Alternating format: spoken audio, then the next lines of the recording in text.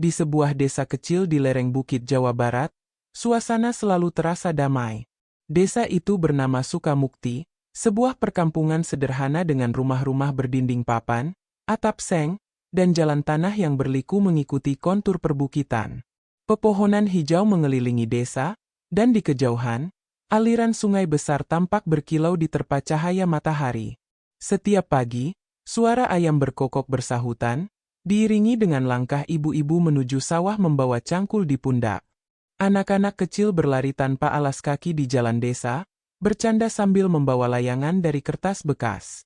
Para bapak sibuk bekerja di kebun sayur, menanam cabai dan singkong yang menjadi andalan desa. Sungai yang membelah desa itu menjadi sumber kehidupan. Warga memanfaatkannya untuk mandi, mencuci pakaian, bahkan mengambil air minum. Meski deras, aliran sungai itu selalu menjadi kebanggaan mereka. Tak ada yang pernah menduga, di balik ketenangan air itu, tersimpan bahaya besar yang kelak merenggut banyak nyawa. Hari-hari berjalan biasa. Di warung kopi pinggir jalan, para lelaki desa berkumpul sambil bercanda. Kalau hujan turun begini, tanah kita subur, panen pasti bagus, kata Pak Jaya, seorang petani tua yang dikenal suka memberi semangat. Warga lain mengangguk, merasa yakin bahwa alam akan selalu bersahabat dengan mereka. Namun perlahan, tanda-tanda alam mulai berubah. Awan hitam semakin sering menggantung di atas desa. Hujan turun lebih sering dari biasanya, membasahi tanah yang mulai jenuh oleh air. Sungai yang biasanya jernih mulai berwarna coklat, membawa ranting-ranting kecil dari hulu. Beberapa orang tua desa mulai resah. Ini tanda tidak baik, bisik seorang nenek kepada cucunya. Tapi banyak warga yang menepis kekhawatiran itu. Mereka percaya, hujan hanyalah berkah yang akan memberi panen lebih baik. Tak ada yang benar-benar menyadari bahwa dalam hitungan hari, hujan itu akan berubah menjadi bencana. Sore itu, langit tampak kelabu. Udara terasa lebih dingin dari biasanya, dan suara gemuruh samar terdengar dari arah gunung. Sebagian warga mulai menutup pintu lebih cepat, namun sebagian lain masih bersenda gurau. Mereka tidak tahu, desa yang damai ini sebentar lagi akan menjadi saksi kepanikan, air bah, dan kematian. Bab pertama ini adalah potret ketenangan sebelum badai. Desa Sukamukti, yang dipenuhi tawa dan harapan, perlahan berjalan menuju malam panjang penuh duka. Sebuah awal dari kisah yang kelak menggegerkan seluruh negeri. Puluhan mayat ditemukan bergelimpangan di jalanan desa, setelah banjir bandang menghantam tanpa ampun. Malam itu, langit di atas desa Sukamukti tampak muram. Awan hitam pekat bergelayut rendah, seakan menutup seluruh bintang. Udara lembab terasa menusuk kulit, dan tak lama kemudian, hujan deras mengguyur tanpa henti. Air jatuh dari langit seperti ditumpahkan sekaligus, menimbulkan suara deras di atas atap seng rumah-rumah penduduk. Suara gemuruh hujan bercampur dengan tiupan angin kencang, membuat dedaunan berdesir keras. Sesekali petir menyambar, menerangi perbukitan dengan cahaya putih menyilaukan, lalu disusul suara guntur yang mengguncang dada. Di rumah-rumah warga, suasana penuh cemas. Ibu-ibu menyalakan lampu minyak karena listrik sering padam saat hujan deras. Anak-anak meringkuk di tikar, sebagian menangis ketakutan. Para bapak duduk di beranda, menatap hujan deras yang seolah tak akan berhenti.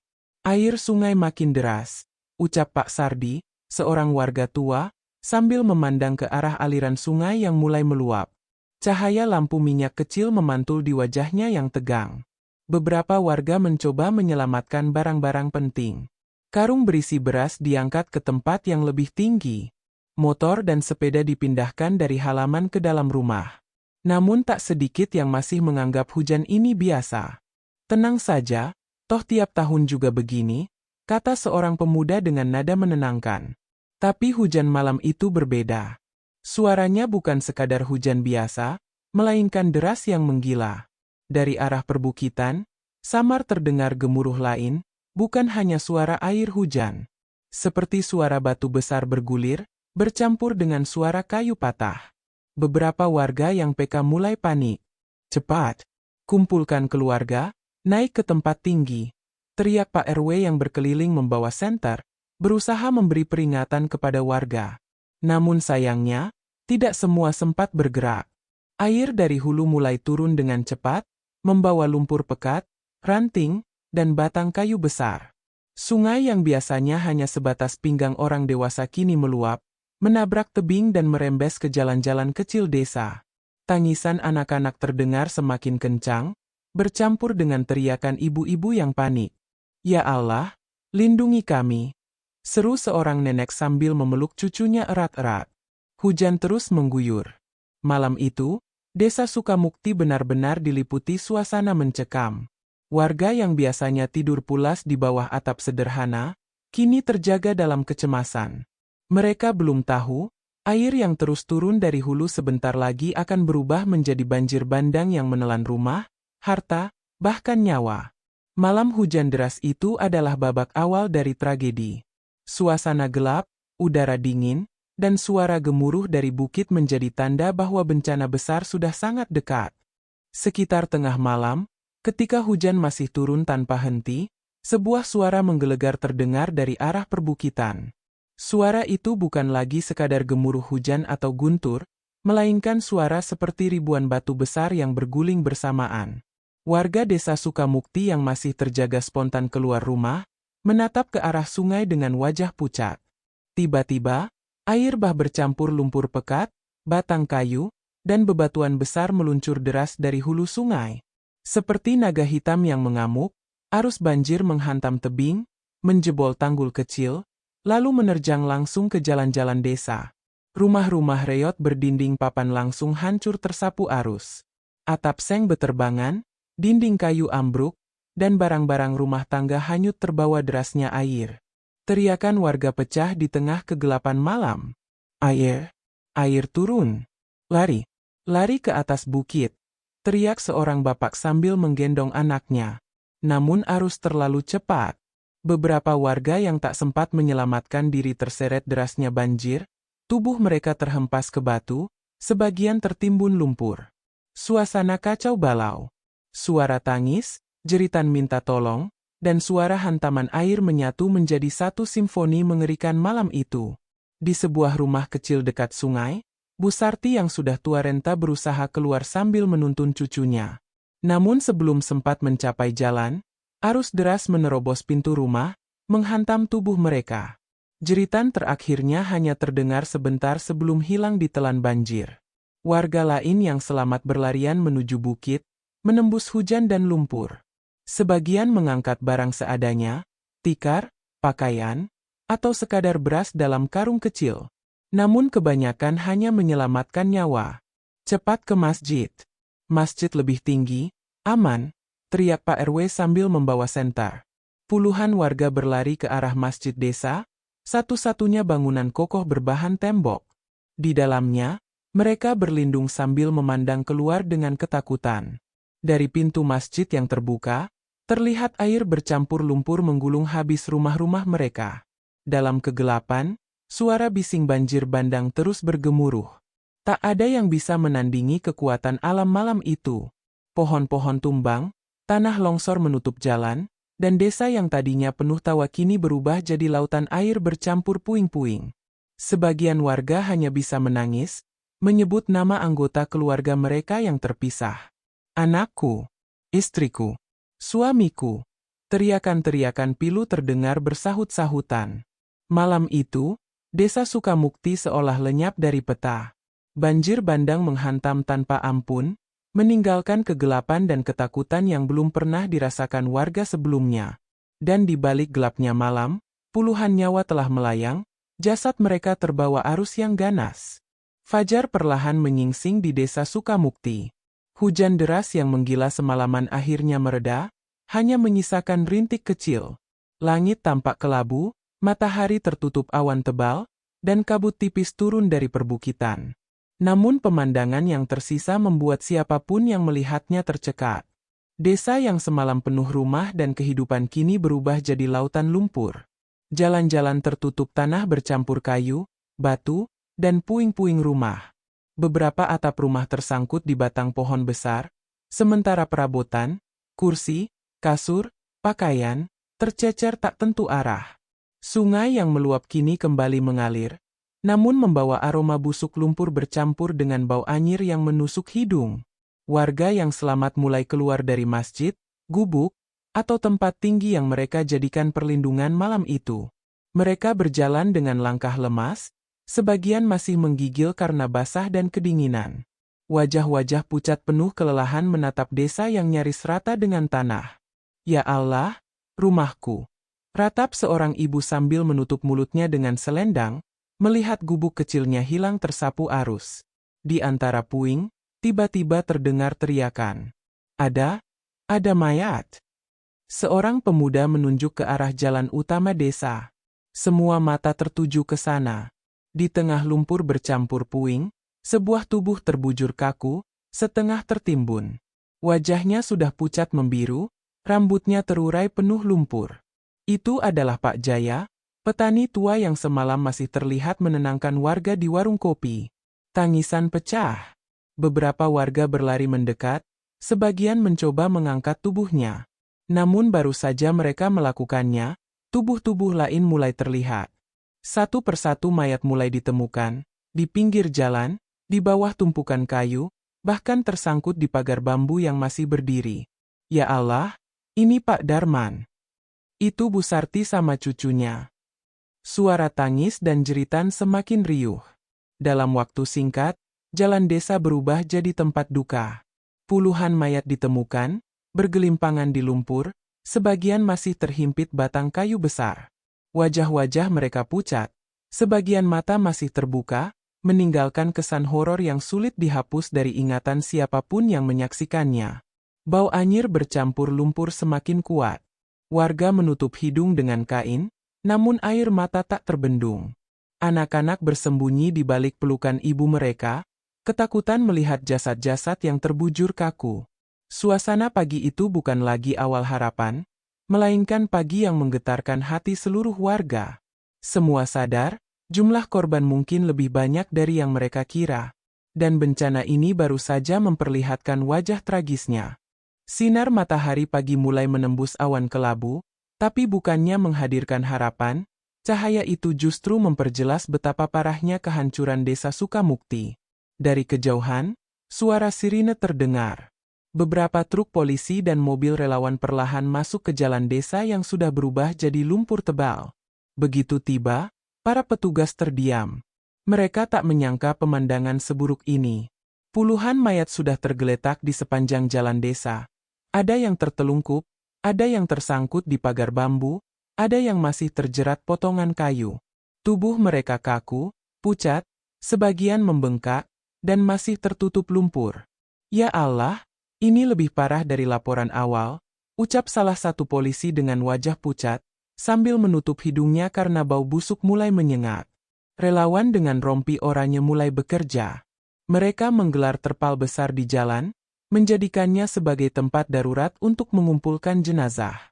Satu persatu, mayat diangkat dari lumpur dengan penuh kesulitan. Ada yang masih bisa dikenali, ada pula yang sudah rusak parah karena hantaman arus deras. Warga yang masih bertahan di sekitar lokasi menjerit histeris setiap kali salah satu korban dikenali. Itu anakku.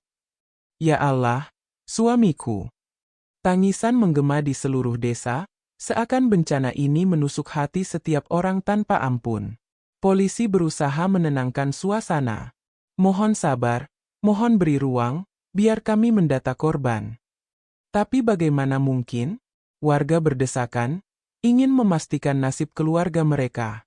Banyak yang kehilangan lebih dari satu anggota keluarga sekaligus. Di pinggir jalan, seorang ibu terlihat meraung sambil memeluk tubuh kecil anaknya yang sudah tak bernyawa. Tubuh sang anak penuh lumpur, rambutnya kusut, wajahnya pucat. Nak, bangun nak, jangan tinggalin ibu. Suara ratapannya membuat banyak orang ikut menangis. Ambulans tak cukup. Jumlah jenazah terlalu banyak. Akhirnya warga dan relawan menggunakan gerobak, tikar, bahkan pintu rumah yang copot untuk mengangkat korban ke posko darurat. Aroma kematian bercampur dengan lumpur dan sisa kayu basah membuat suasana semakin mencekam. Lalat mulai berdatangan, membuat relawan harus bekerja cepat. Petugas medis membagikan masker seadanya kepada warga, Tapi itu tidak cukup untuk menahan bau menyengat yang menusuk sampai ke dada. Jalan utama Desa Sukamukti yang biasanya ramai oleh anak-anak berlarian dan pedagang keliling, kini berubah menjadi lorong kematian. Puluhan mayat bergelimpangan, sementara tangis dan jerit warga tak pernah berhenti.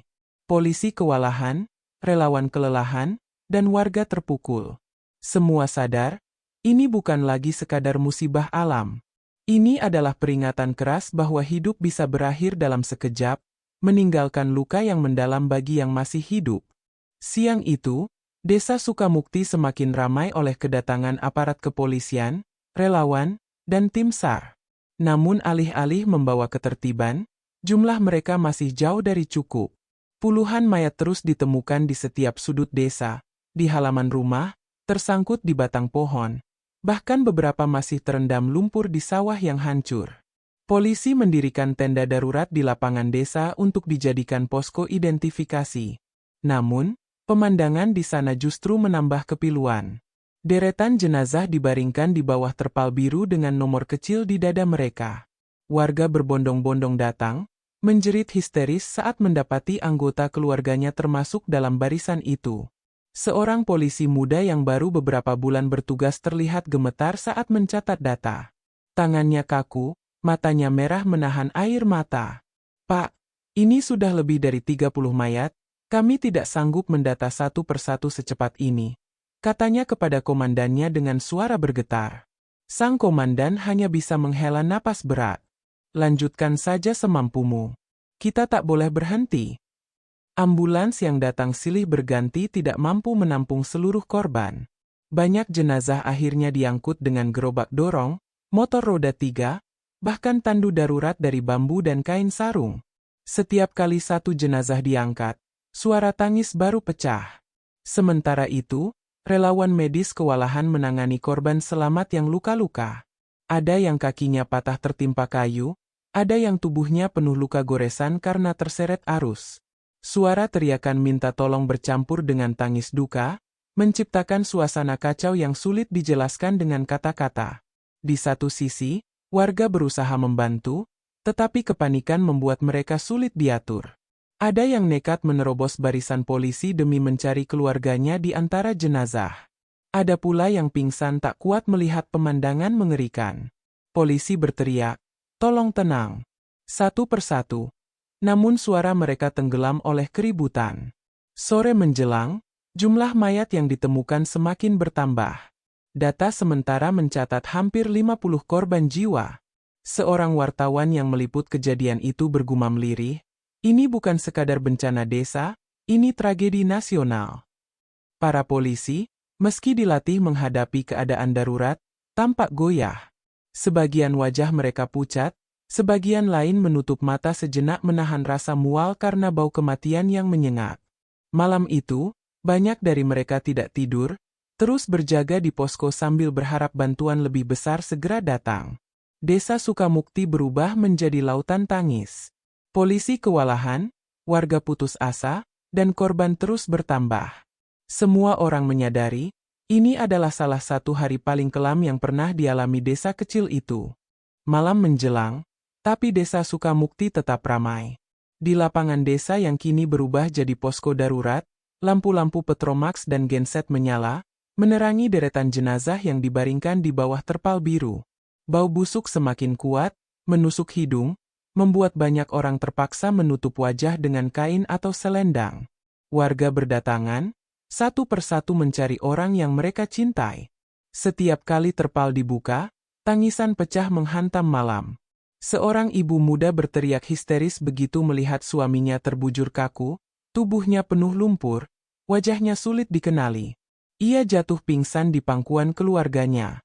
Tak jauh dari situ, seorang bapak renta berlutut di samping jenazah dua anaknya. Ia menggenggam tangan mereka yang dingin, suaranya parau, "Nak, kalian dulu selalu ayah gendong ke sekolah, sekarang ayah harus mengantar kalian ke kubur." Suara tangisnya mengiris hati siapapun yang mendengar. Ratapan demi ratapan menggema, hingga suasana posko tak lagi terdengar seperti tempat darurat, melainkan seperti padang kesedihan. Polisi yang bertugas pun tak sanggup menahan haru. Beberapa di antaranya terlihat menyeka air mata dengan cepat sebelum kembali bekerja. Di masjid yang selamat dari terjangan banjir, para ustadz dan tokoh agama memimpin doa bersama. Jenazah-jenazah yang sudah dikenali disalati bergantian. Suara takbir dan doa mengalun, bercampur dengan isak tangis keluarga. Lantai masjid dipenuhi warga yang berlutut, memohon kekuatan kepada Allah agar tabah menghadapi ujian ini. Sementara itu, sebagian warga menyiapkan liang lahat di bukit kecil yang dianggap lebih aman dari banjir. Tanah digali dengan cangkul seadanya, pelita dipasang untuk menerangi malam. Suasana sunyi, hanya terdengar suara cangkul menghantam tanah basah, seperti dentang duka yang terus memukul hati. Di sela hiruk-pikuk, seorang anak kecil duduk sendirian, wajahnya kosong. Ia selamat dari banjir, tapi kedua orang tuanya ditemukan tewas di antara korban. Seorang relawan memeluknya, berusaha menenangkan, tapi tatapan kosong itu menunjukkan luka yang tak akan pernah hilang. Malam itu menjadi malam paling kelam dalam sejarah desa Sukamukti.